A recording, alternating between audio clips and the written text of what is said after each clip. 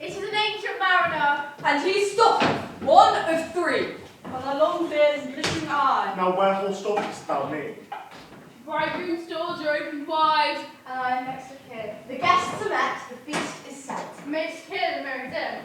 He holds them with a skinny hand. There was a ship, quoth he. Hold off and hand me, greybeard loon. And Stuart's his hand dropped he.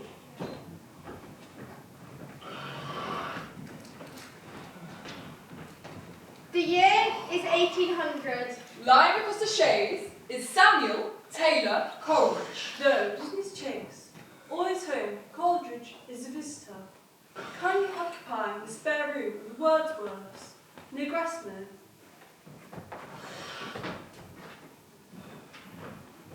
It's nearing noon, Samuel. Get up, you slug of bed.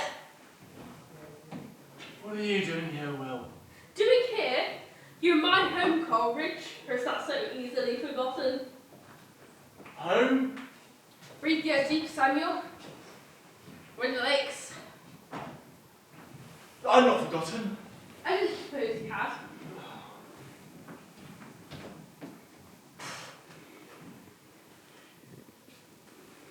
Dorothy was, well, Well, what?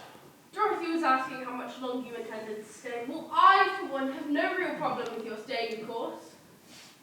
So your sister wants rid of me? Is that it? You put it harshly, Sam. It's been shy 2 months now, is all. Let's let some light in here. Oh! What did you do that for, Will? I was perfectly happy here in the dark. The world is out there, Samuel, and all its wonder. You seem to have forgotten that. Let's go out and face it. Oh, he's up, is he? Will you be joining us for lunch, Mr. Coleridge? This is Dorothy Wordsworth. She is William's, shall we say, fearsome sister. A stroll first, I think, my dear. A stroll? I'm not convinced you can stand upright to begin with. I am perfectly capable, thank you, Dorothy. There, you see, you'll soon be well mended. I'll, collect my things, William. See you on the porch. The pair of you. Me? What have I got to do with it? You and your pigeon. You're trusted friends. Can't you see how far he's fallen? Can't you see he's addicted to you? Well, he'll never... I was hoping for some eggs before I go. Some eggs? Hard-boiled, with carrot, please. I am awfully famished. I'm sure we can find some eggs. No socks! Thank you. Dorothy, don't you start. For 4 nights now we've woken the children with screams in the dark and nightmares. I'm beginning to be driven to my wits' end, Will. Please, darling. We've been through too much together to abandon him now. Remember the times we've had walking through Germany? You can't resent him for staying here. Well, did he tell you how long he might stay for? I'll talk to him this afternoon. It's his poor wife Sarah I feel for. They need some time apart, that is all. They need to talk, they need to reconcile themselves and move on. For all the hardships Samuel has faced, his Sally Pelly as he calls them, has suffered yet further. He scribbles down poems and she is left to cope alone. He lost a son. They lost a son. It's been nearly a year since she's seen him.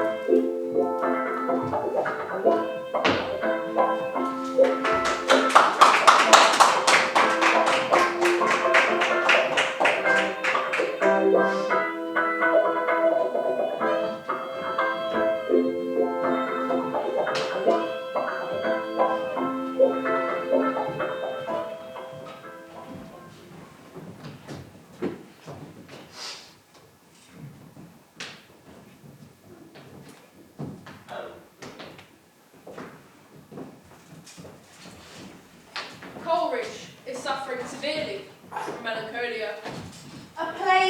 carried most his life. He tried remedy after remedy. To little no avail. Coleridge has now abandoned his wife Sarah and is hiding at Wordsworth in an attempt to find his muse. His original muse being Sarah Hutchinson. Another Sarah? Confusing. Imaginative. Classic, though. Married the wrong one. Which is now.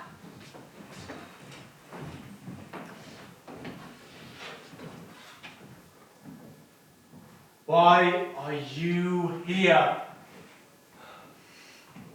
Have you come to humiliate me? What? Samuel? It is me who is utterly humiliated. What would bring you to leave our home and follow me here? You abandoned me, Samuel. Humiliate me in front of Dorothy and William. Humiliate! Humiliate! It is you who stormed from the table, raging. Why can't you understand? Why must you have me so? I'd hoped to see you, Samuel. I'd hoped you'll see me this night might set right a great number of your wrongs to me. Wrongs? How have I wronged you, Sarah? I have spent my life providing for you. Why do you spend so little time with me? I need solitude.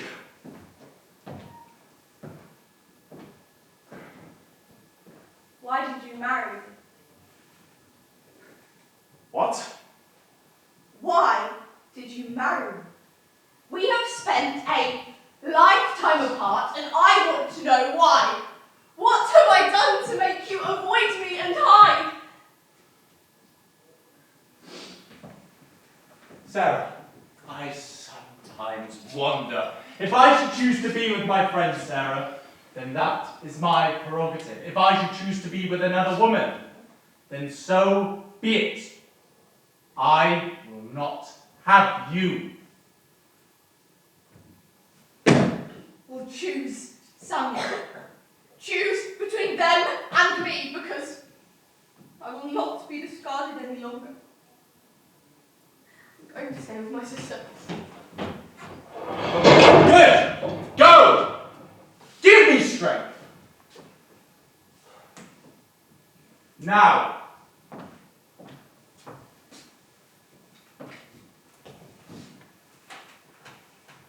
it is an ancient mariner. And he stoppeth one of three. But my long beard and glittering eye. Now wherefore stoppest thou me? The bridegroom's doors are open wide. And I am next of kin. Guests are met, the feast is set. Mayst hear the merry din. He holds them with a skinny hand. There was a ship, quoth he. Hold off and hand me, grey-beard loon. As soon as his hand dropped he.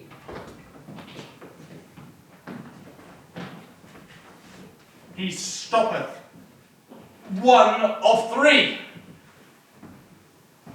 Ah, you returning to your mariner?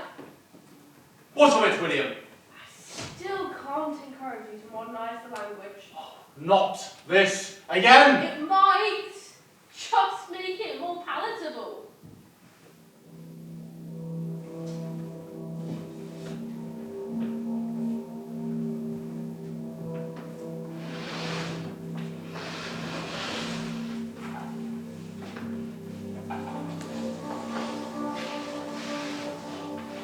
Dear babe, that sleepest cradled by my side, whose gentle breathing is heard in the steep calm, fill up its first vacancies, and momentary pauses of thought. Oh, Sarah, never let me go beyond the precincts of this holy place, where the streams as pure as Elysium flow, and flowers view reflected grace. What in all the melted metals glow? And we die, and die in our more than mortal love. I pass like night from land to land, and strange powers of speech. I know the man that must hear me, to him my tale I'll teach. At this uncertain hour, the agony returns, until my ghastly tale is told, this heart within me burns. This heart within me burns. By thy long beard and glittering eye, now wherefore stoppest thou me? The bridegroom doors are opened wide, and I am next of kin. The guests are met, the feast is set. Mayst hear the merry din. But still he held the wedding guest. There was a ship! Nay, if thou hast a laughsome tale, mariner, come with me. He holds him with his skinny hands. There was a ship! Now, get thee hence, thou grey-beard loon, or my hand will make thee skip. He holds them with a glittering eye. The wedding guest stood still and listened like a 3-year child. The mariner hath his will.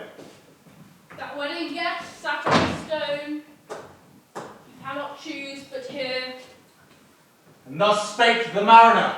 The ship was cheered, the harbour cleared, merrily we did drop. Below the hill, below the kirk, below the lighthouse top.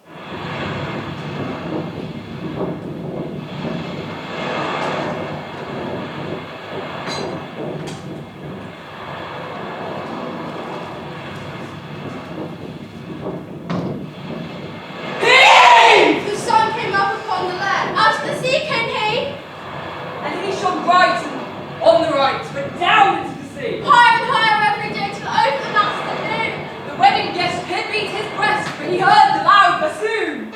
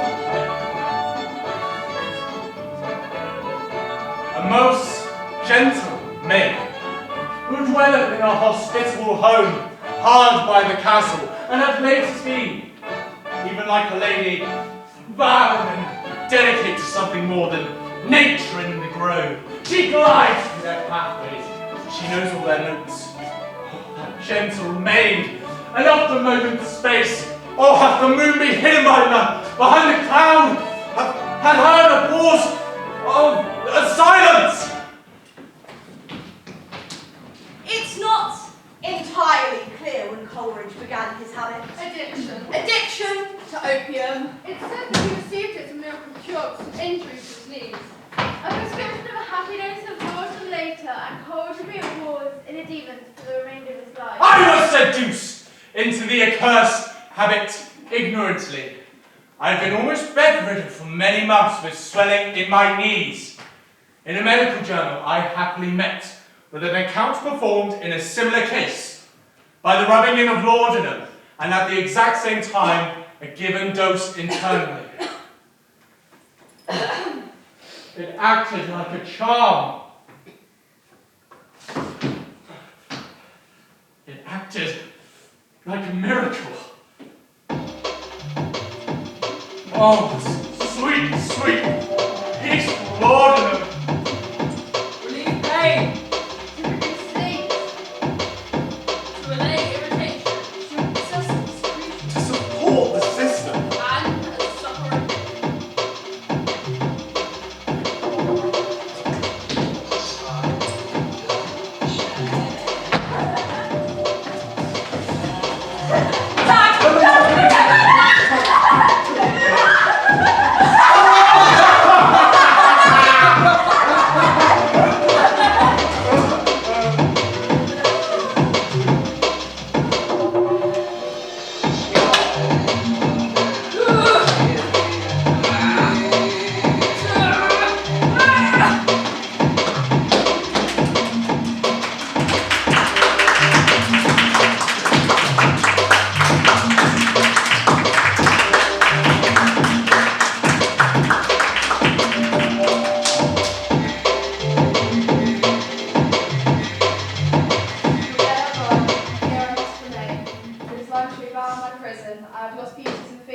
as would have been. Sweet to my remembrance, even when age had dimmed mine eyes into blindness.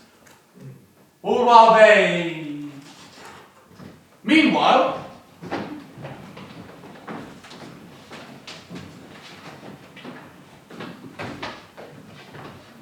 I know the man that must hear me, to him my tale I'll teach.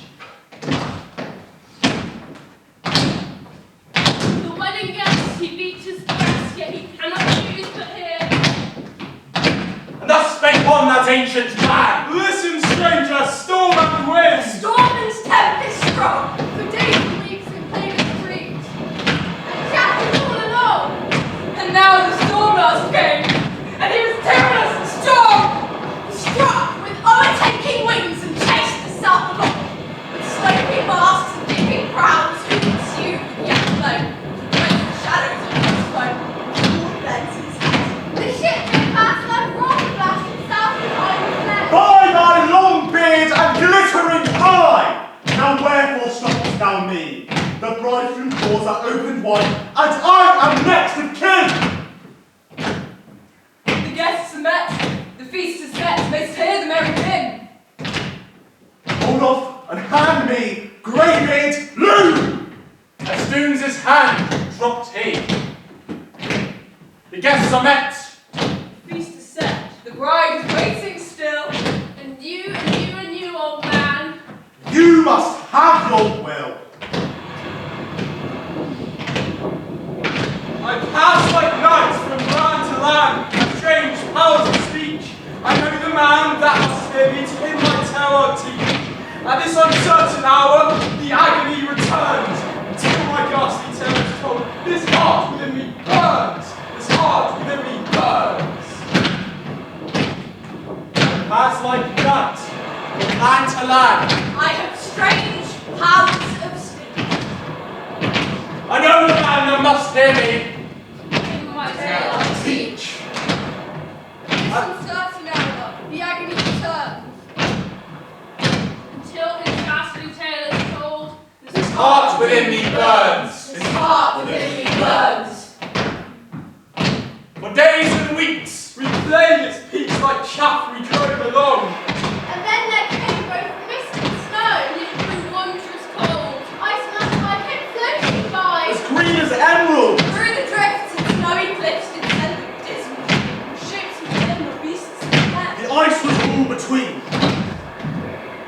The ice is all around, the ice is all between. It cracks and ground and roars and howls. The ice is here, the ice is there, the ice is all around. At length did cross an albatross. Through the fog it came as if it had been a Christian song. We hailed it in God's name. God God bless! God bless us! God bless us!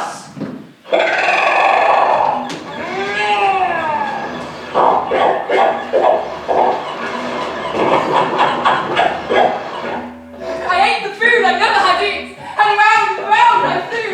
The ice is all around, the ice is all between. And round I flew. You hailed me in God's name.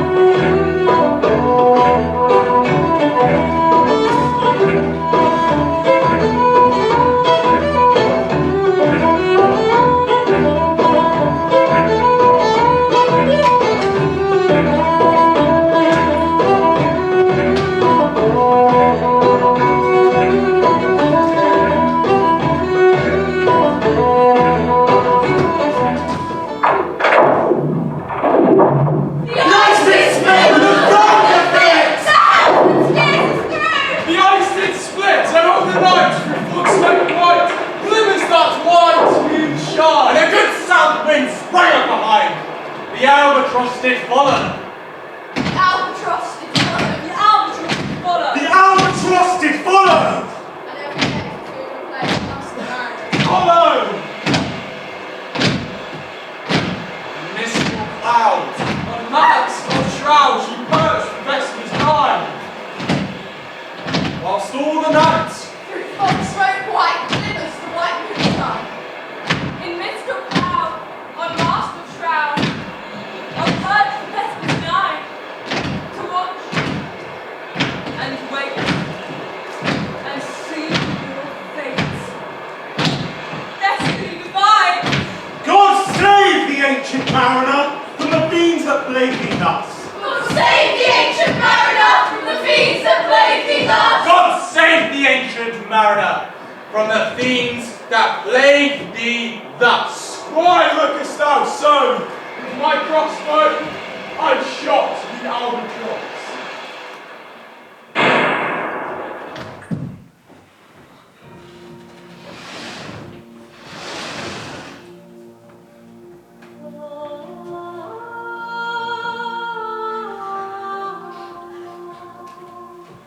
The sun arises on the right, out to the sea comes he. Still hidden mist, and on the left goes down to the sea. The good south wind still blows behind, but no sweet bird did follow. Nor any day for food and play comes to the mariners. Follow! You have done a hellish thing, and you will earn us woe. For we will tread our all and dread with no sweet words to follow. And I have done a hellish thing, and it will work and woe. For all the bird I killed the bird that made the breeze to blow. I have done a hellish thing.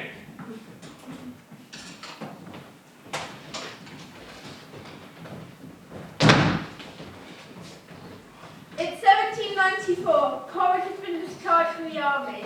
He partook in no fighting and never left England. He mainly wrote letters for the illiterate cavalrymen who he served with. He enlisted in the King's 15th Regiment of Light Dragoons to get away from deaths. When it was discovered that he wasn't really called, Silas Tomkin by Shaw was coercively dismissed. Cited as insanity. Well, with a name like that, probably more of a favour for Coleridge, the young pacifist. Coleridge, since then, has been wandering the country, talking about the abolition of slavery. Criticising the war with France, Pitt, the Prime Minister, and anyone else you can think of. He'd been planning grandiose plans, a new liberal utopia in America, living with like-minded folk. Southey, Paul, Burnett Novel, to name a few. Pantisocracy, as they called it. Everyone with an equal say in governance, equality for all. A colony run on rational thought. It didn't work. Thanks to his friend Robert Southey, Coleridge paid suit to Sarah Fricker.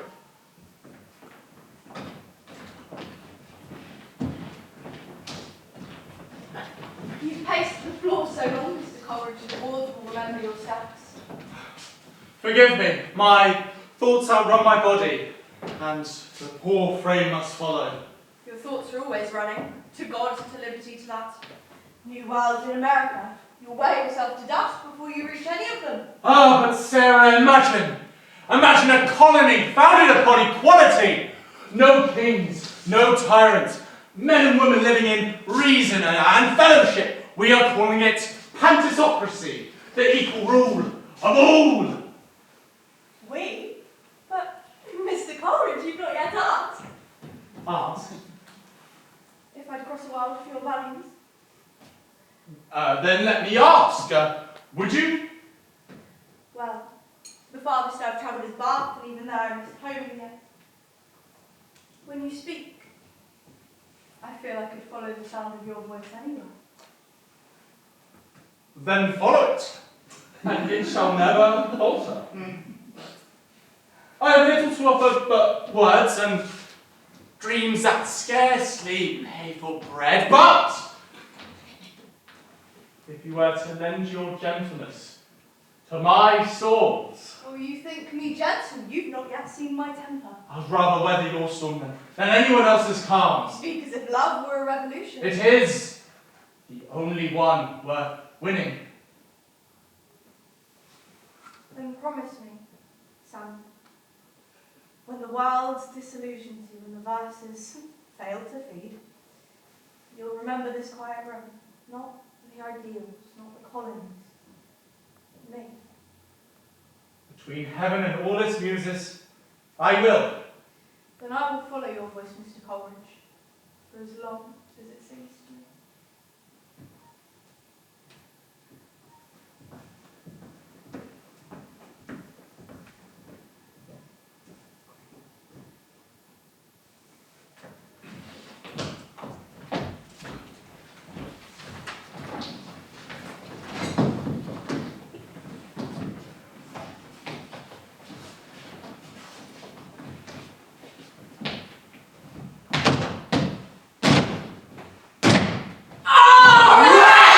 Said they, The gods are slain and made the creation loud!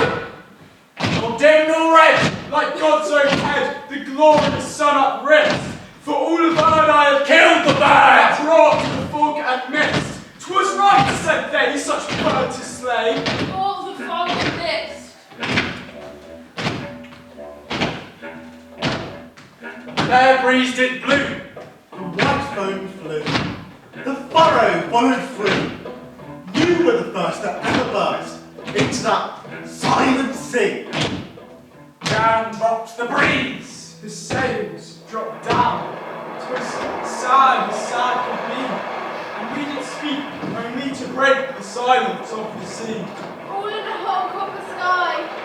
The bloody sun at noon was up above the master's stand. No bigger than the moon. Day after day, we stuck nor breath nor motion, as either was a painted ship upon a painted ocean. Water, water everywhere, and all the bullets do shrink. Water everywhere. Nor any drop to drink. The very deep did rot, oh Christ! Whatever this should be. Ye slimy things do crawl with legs upon a slimy sea. About, and reel and drought. The death fires dance at night. The water, like a witch's oil, but blue and green and white. And some dreams assured were of the spirits that plagued us so. 9 fathom deep he followed us, from a land of mist and snow. And every tongue we utter proud is withered at the root. We cannot speak no more than if we had been choked with sins. You have done a hellish thing, and you will work us woe. For we will tread where all men tread, with no sweet bird to follow. With no sweet bird to follow! Oh, well a day, what evil looks have I from old and young. Instead of the cross, the albatross about my neck is hung.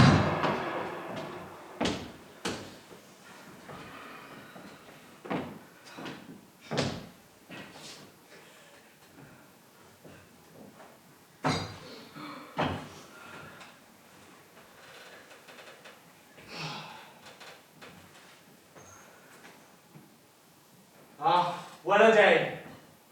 What evil looks have I from old and young.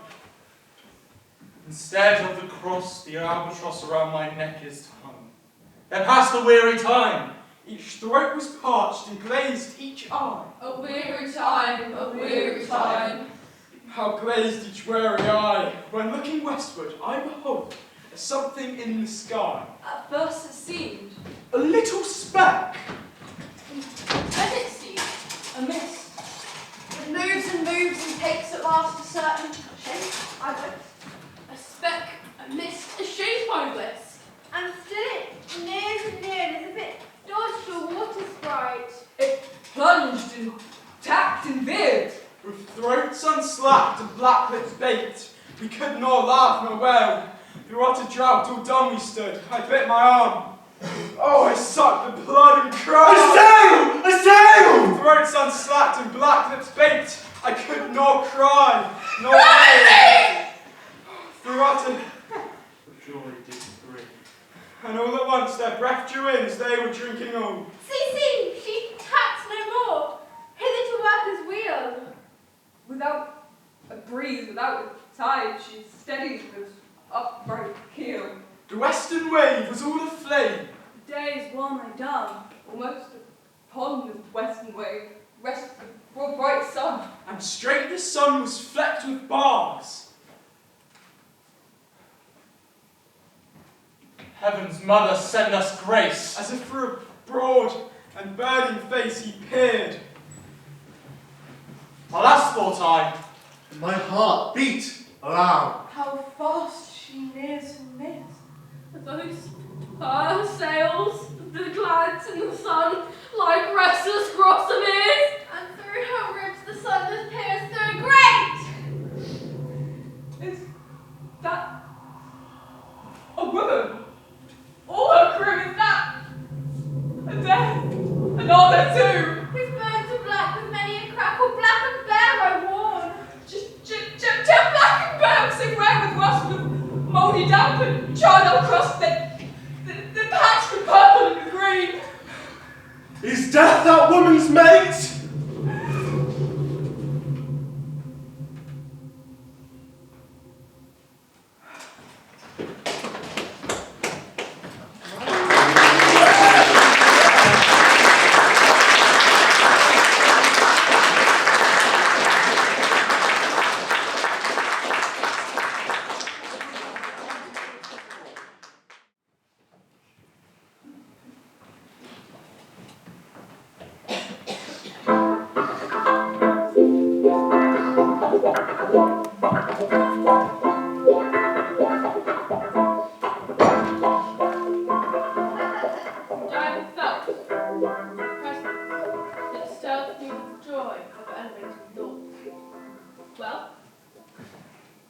It is beautiful, William.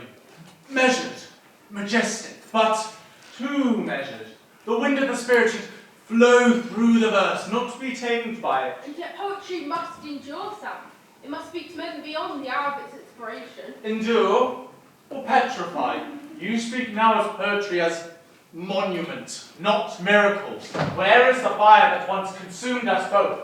Oh, when we walked the Quantocks, we were twin voices. And now I feel you would have me echo you, not answer. You mistake me. I honour your voice, but you have silenced it yourself. These past years you wander half in dream, half in torment. How am I to build on air? Air? You call my suffering air? It is pain that writes within me, William. Pain. And that damned poison I cannot forsake. You, with your household and your calm, you cannot know what it is like to live between genius and despair. Samuel, please. No, let him speak. He sees my ruin and calls it weakness. He would have me a rustic philosopher content on sheep and clouds, but no, my thoughts are boundless. Yet your body is bound, Sam, by the muscle, by delusion, by a will that bends to its own shadow. You rave at me for peace, but peace is not complacency, it is hard-won, and I have fought for it. Peace? You fight for peace by planting onions and writing hymns to daisies. Samuel! Perhaps this is all that is left of me. Simple things where you chase visions so bright they blind you. And you have forgotten how to dream. You're both right and both wrong. William builds what you imagine, Samuel, and you imagine what William builds. Without each other, you're both halves of the same broken thought. Perhaps, but I can no longer see my other half squandered upon despair. Nor I see my heart reflected in disapproval.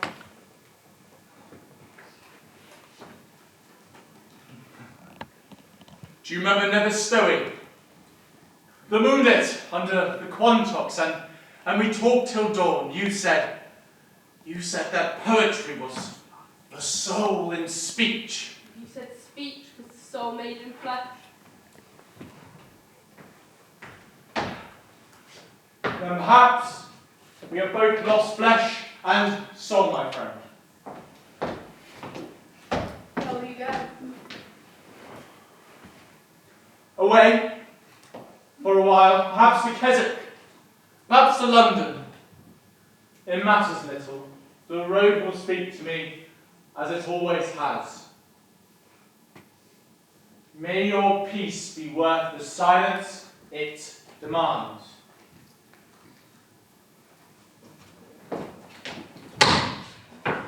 He loves you still. Yes, and die him. But love cannot always stand between a man and his ruin.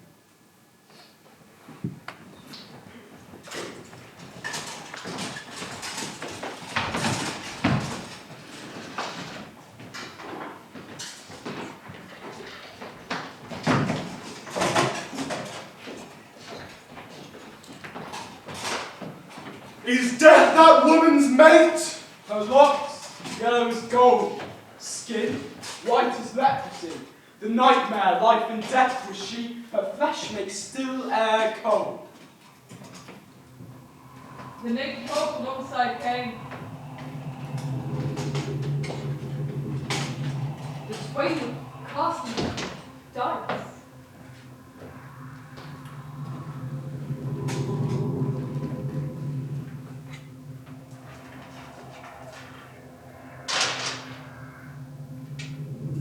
The game is done.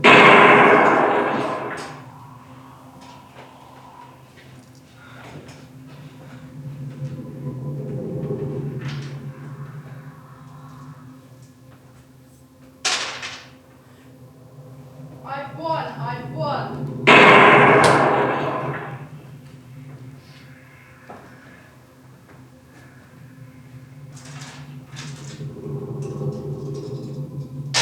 She must strike. Gust of wind starts up behind and whistles through our bones, through the holes of our eyes and mouths, half listened and half groaned. We listen and look sideways up. Fear in my heart is at a cup. My lifeblood seems to sink. The stars are dim and thick the night.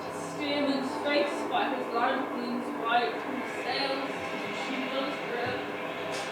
Till flown above the eastern bar, with all the boom of one bright star within them at the tip. One after one, by the star-dot moon, too quick for groan or sigh, each turned his face with a ghastly hanging, cursed me with his eyes.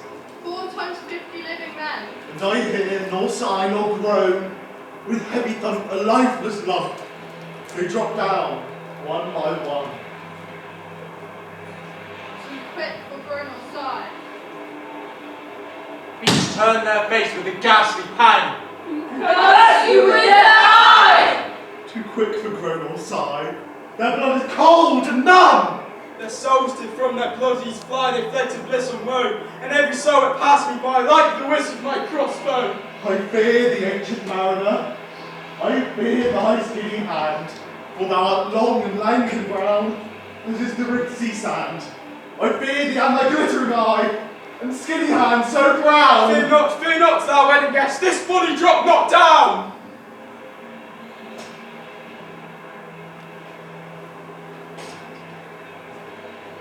Alone, alone.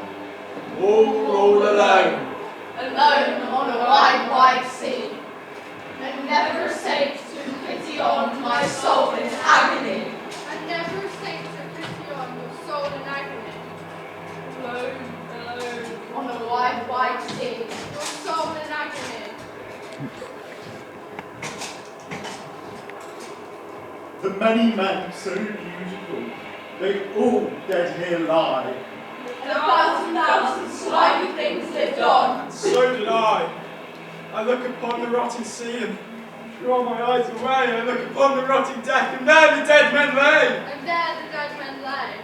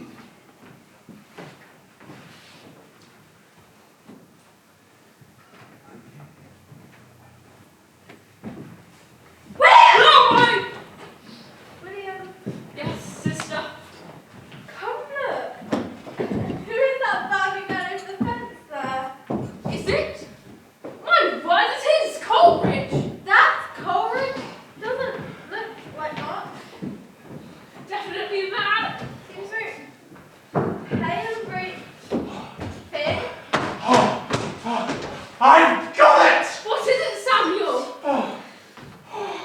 Please, take a seat in some water. Please do catch your breath. Oh, my thanks. You must be the sister. Oh.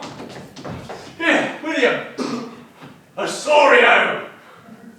Is it finished? Yeah! Well, not quite. No. What has Cottle said? He's yet to read it.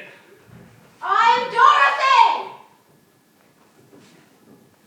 Sorry? Sorry! Yes, where are my manners? I am Samuel Coleridge.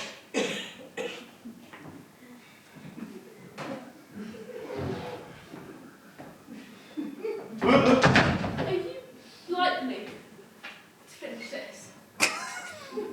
Well, I hope so. Stay for lunch. I'll read it. Then we can take a walk. Besides, I've got something for you to look at too. It was this encounter that would change Coleridge's life forever. Or is he married to Sarah Fricker? Today Coleridge met Sarah, the other Sarah. That's the one. The sister of Wordsworth's wife, Mary Hutchinson. The woman he would spend the rest of his life longing for, ignoring his wife, Sarah Fricker, who he referred to as Sally Pally. This isn't to say that Sarah Hutchinson was enamored with the attention of Coleridge either. Good morning. Ah! Here you are. Come meet Mr. Coleridge.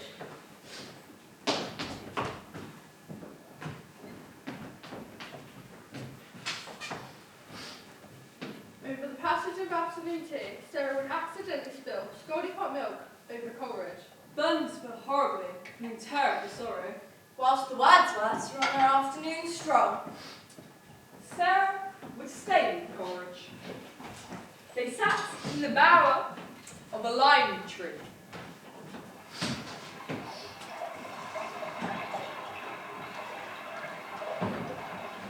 What are you reading? Chapter of his letters. There's a kind of peace in them, a kindness that was not to share. Ah, peace.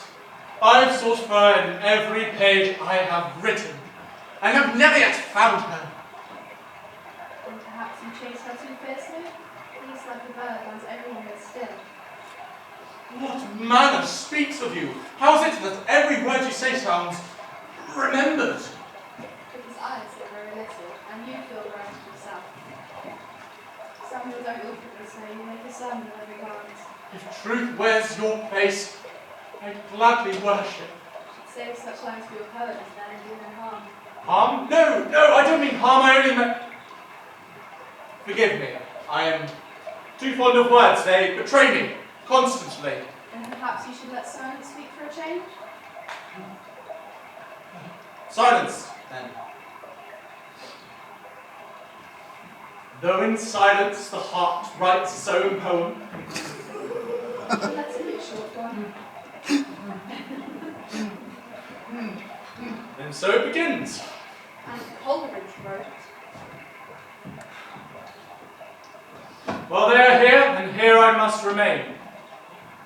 I have lost beauties and feelings, so sweet to my remembrance, even when age had dimmed mine eyes into blindness.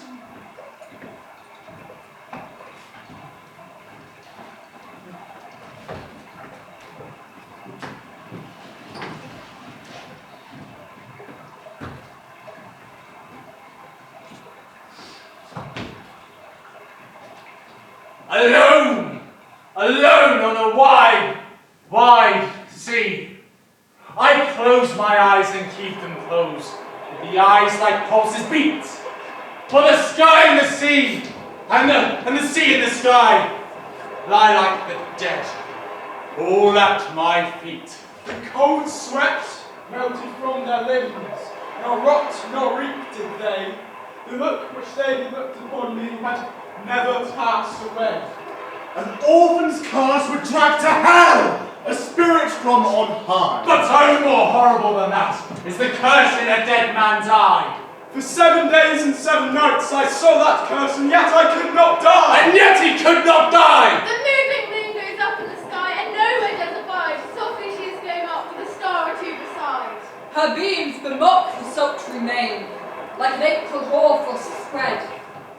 But where the ship's huge shadow lay, the charmed water burns away.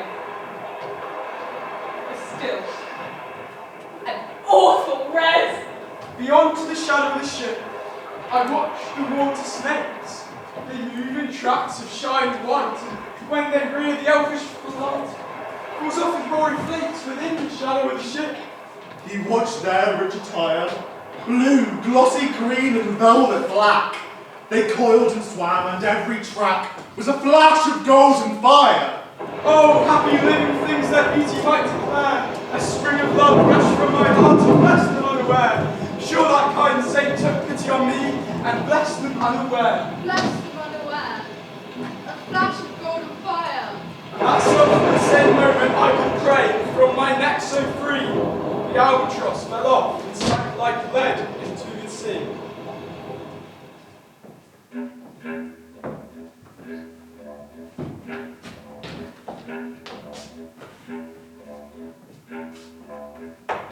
Oh, sleep is a gentle thing, beloved from pole to pole. To Mary Queen, to praise be given. She sent the gentle sleep from heaven that slid into my soul. The silly buckets on the deck that had so long remained, I dreamt that they were filled with dew, and when I woke it rained. My lips were wet, my throat is cold, my garments all are dank. Sure, I had drunken in my dreams, and oh, still my body drank. I move and cannot feel my limbs. I am so light, almost. Methought I died in my sleep, and had been a blessed ghost.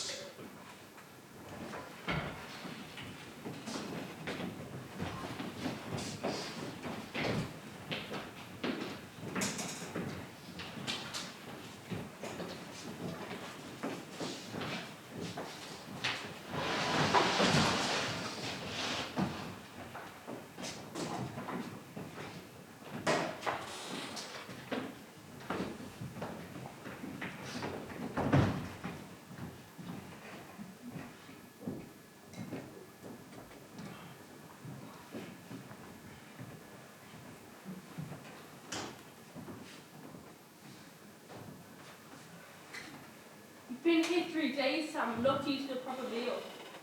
You vanish before dawn and return when the stars are up. And that bottle, that poison never leaves your hand. Poison? Nay, it is the only balm this body knows. Oh, my nerves are a battlefield. And this is the bottle, the treaty that keeps me whole. But at what cost, dear friend? You do not sleep, you scarcely write. And when you do your handshakes, even your voice has changed. It trembles like a candle in the wind. Oh, but would you forsake me, peace, for the sake of poetry? It is pain that gnaws at me, pain of body, pain of soul, and this draught dulls it. If only but for an hour. It does more than pain, Sam. It does your genius, your spirit, your fire. You were a flame once, bright enough to light us all. Now, you are smoke. Do you think I do not know that? Every drop is a blessing and a damnation. I wake up from its stupor with guilt thick in my throat, and for what? For it to return like the tide, for I am afraid of what I am without it. You have Samuel Taylor Coleridge, that is enough! I was once, but words have betrayed me. They come tangled as dreams half remembered. Even Kubla Khan, a vision I glimpsed in paradise, had faded because of sleep. Because of the same cursed poison, I have written fragments, and the rest dissolves like smoke. Then fight it, Sam! Let it go. Come walk with us again by the lakes. Feel the wind in your lungs. Not poison. But you speak as if will alone could cleanse me. Would you commend the rain to stop the heart, to still? You have friends, Sam, let us help you. You offer kind words that I hardly deserve. But even as you speak to me, it speaks to me. Only a little more, it says. Only this one last drop. You think it would be as easy as setting it down? Must begin somewhere. Then let it begin here. Tonight. And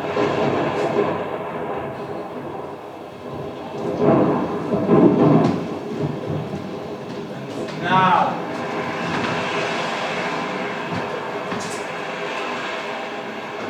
I hear the roaring wind. It does not come anear. It shakes the sails and rips the boat. That is so thin and sere.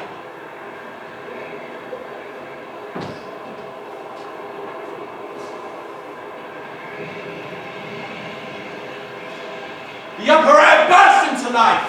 And 100 fireflies sheen, to and fro in a hurried bound. To and fro and in and out. The wine stars dance between. I'm coming to let us roar loud, and down to the starlight set. The rain poured down from the black cloud, the moon was at its edge. The thick black cloud was cleft and still. The moon was at its side, like water shot from some high crag. The lightning fell with never a drag, a river steep and wide. The loud winds never reached the ship. Yet now the ship moves on. Beneath the lightning and the moon, the dead men give a groan. Groaned.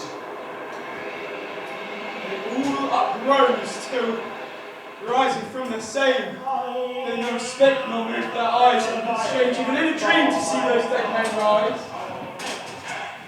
The helmsman steers. The ship moves on, yet never a breeze up blew. All the mariners all again work the ropes, which they were wont to do. They raised their limbs like lifeless tools. We were a ghastly crew. My brother's son stands by me, knee to me, body and rope. This is not to me. How frightful it would be. The daylight dawn, they drop their arms and clatter at last. Sweet sounds rose from their mouths and from their bodies passed. Be calm, thou wedding guest. 'Twas not these souls that fed in pain, but to their corpses came again a troop of spirits blessed.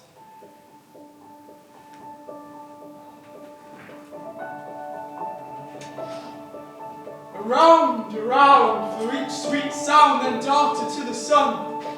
Slowly the sounds came back again, now mixed, now one by one. Sometimes dropping from the sky, we heard the skylark sing. At times all the little birds would fill the sea and air with their sweet jargoning. Now life had only flute, now it's an angel song that makes the heavens mute. Till noon, quietly sail on, yet never breathes to breathe. Slowly and smoothly goes the ship, who's onward from the mead. Unto the pure line Falmouth in the land of mist and snow. The spirits live, it was he who made the ship to go. The sails at noon left off their tune, and the ship stood still, or so.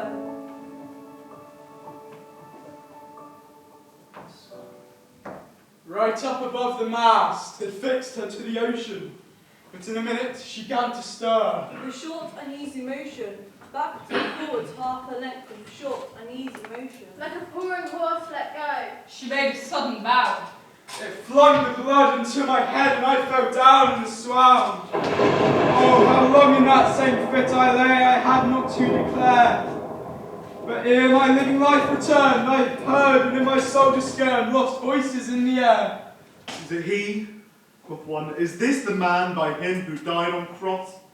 With his cruel bow he laid full low the harmless albatross. The spirit who bideth by himself in the land of mist and snow, 9 fathom deep he followed us. He loved the man, he loved the bird, who shot him with his bow. The other was a softer voice, as soft as honeydew. The man had this penance done. But tell me, speak again. A soft response renewing. What makes the ship drift on so fast? What is the ocean doing? But why dredge on that ship so fast without a wave or wind? The air is cut away before. Close from behind.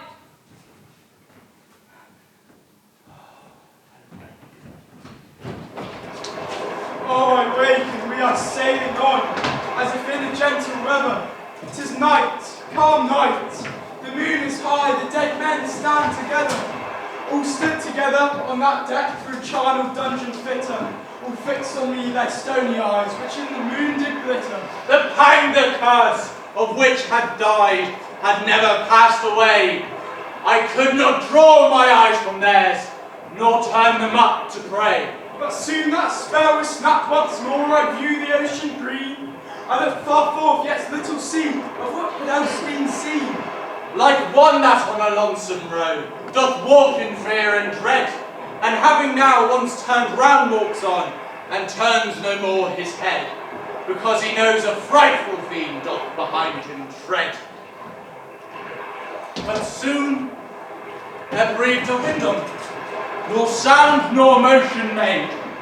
Its path was not upon the sea, in ripple or in shade. Dream of joy.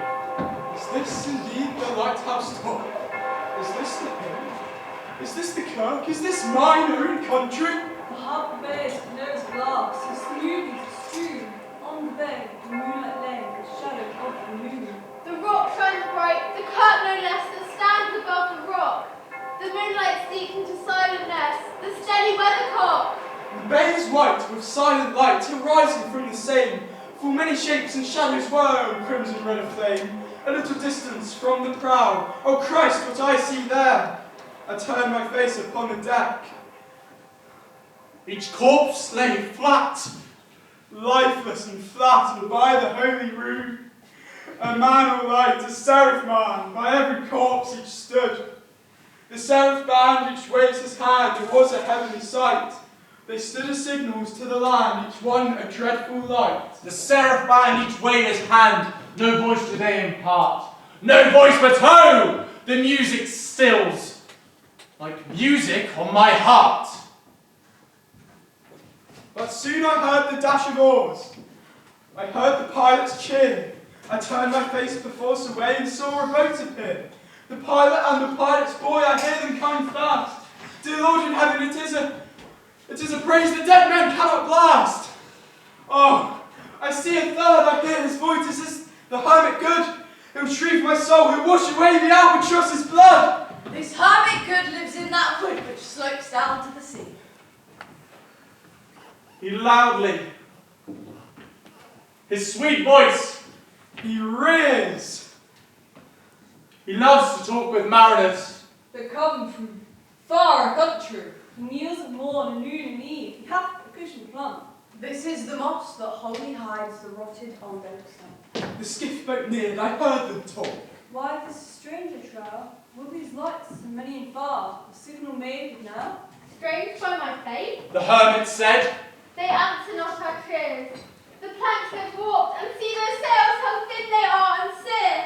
I never saw aught and like to them, unless perchance it were the brown skeletons of leaves that lag, my forest brook along, the ivy told is heavy with snow, the owl at which the wolf below, that eats the she-wolf's young. The Lord hath finished low.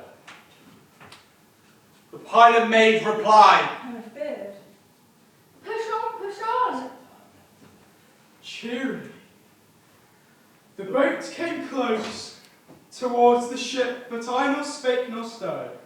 The boat came close beneath the ship, and straight a sound was heard. Under the water, rumbles on, still louder and more dread. It's at the ship, it splits the main, the ship goes down like lead!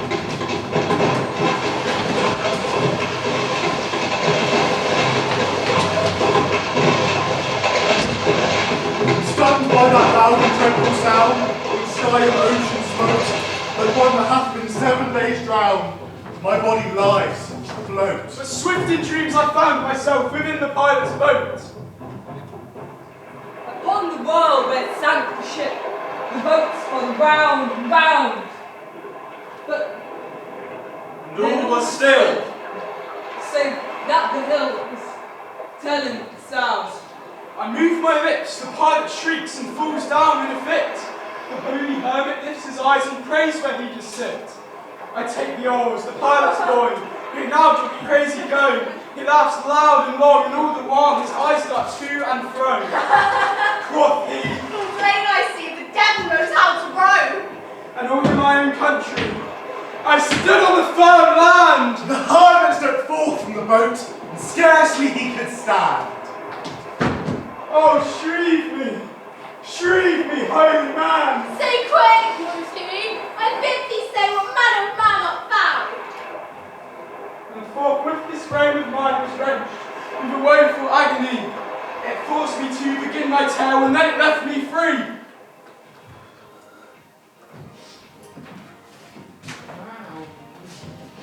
Since then, at this uncertain hour, the agony returns, until my ghastly tale is told, this heart within me burns. Heart within me burns.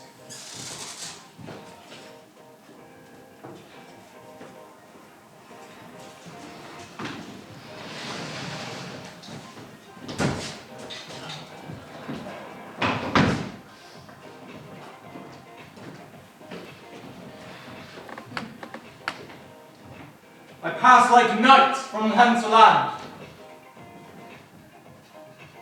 I have strange power of speech. I know the man that must hear me. To him my tale I'll teach. Joy Lady is the spirit and the power which wedded nature gives in dower. A new earth, a new heaven, I'm dreamt of by joy in the central and the proud. Joy is the sweet voice, joy the luminous cloud. We in ourselves rejoice.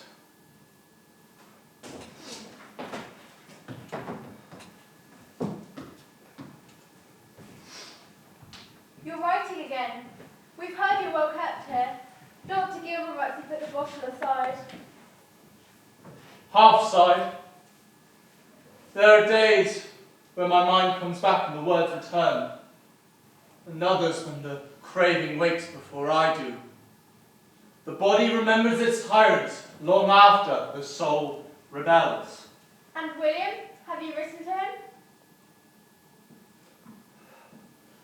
Too many letters begun, too few finished. We once drank together, and now we circle around each other's sorrows, afraid to draw near.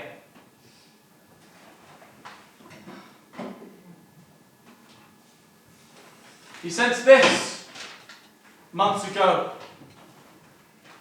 I cannot bear to read it, for in fear it says that he has forgiven me and I not myself. Forgiveness does not wait for permission. It arises like dawn, even to those who try and hide from it.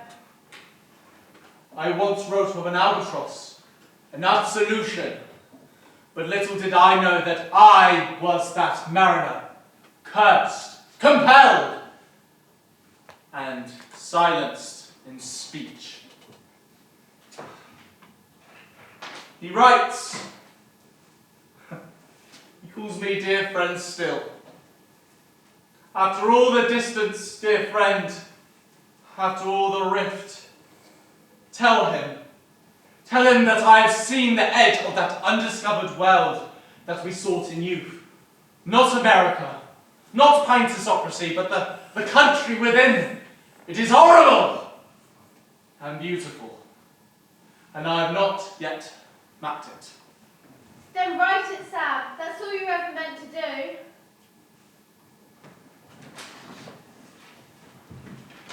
Coleridge would spend 18 months as a resident of the Wordsworths, recovering from his addiction and his unsuccessful marriage.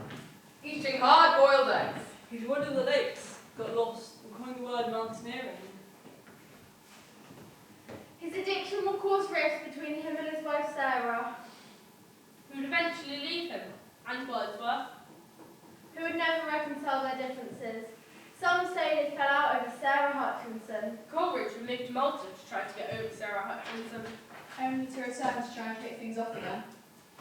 It didn't work. He moved to Bristol and began giving lectures on Shakespeare. Eventually, his addiction would lead him to live with Dr. Gilman, where he finally found his focus and completed his biography of Literary. He would be buried in Highgate with his wife Sarah Fricker. The inscription will be a tribute to arguably his greatest work. Stop, Christian passerby! Stop, child of God! Oh, what loud uproar burst through that door! The wedding guests are there, but here in the garden round the bride and the bridesmaids singing are, and hark the little vespers bell biddeth me to prayer.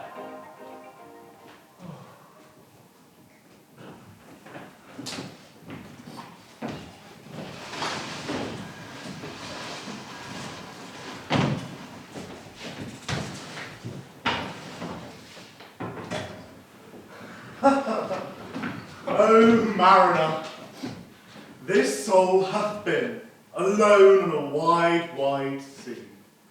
So lonely 'twas that God himself scarcely seemed there to be. Farewell, farewell, but this I tell to thee, thou wedding guest. He prayeth well who loveth well both man and bird and beast. He prayeth best who loveth best both things great and small. For the great God that loveth us he made and loveth all. The great God who loveth us, he made and loveth all. The mariner, whose eye is bright, Whose beard is aged with cork. Is gone, another wedding guest. Turned from the bridegroom's door. He went like one that hath been stunned. And is of sense forlorn. A sadder and a wiser man. he rose tomorrow morn.